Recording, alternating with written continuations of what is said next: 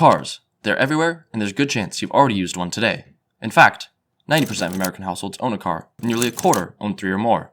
Cars take up a lot of space. They're expensive, heavy, and have a knack for breaking down at the worst possible times. So why do we use them?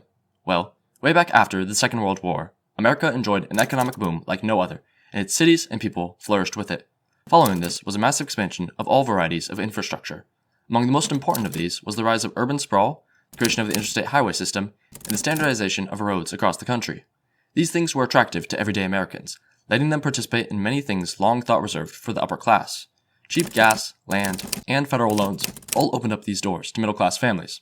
The cost of all this was a near universal dependence on the automobile.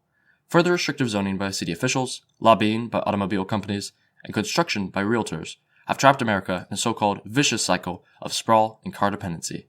Scientists from MIT criticize these developments for promoting high carbon emissions and poor air quality, and instead argue for a new form of city management going into the future. The name of this city management strategy is CHIP.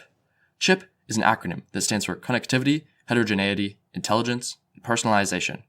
In the context of a city, connectivity means that cities need to make it easier for residents to move between different modes of transportation. Heterogeneity means that people should have a range of options when it comes to getting where they want to go.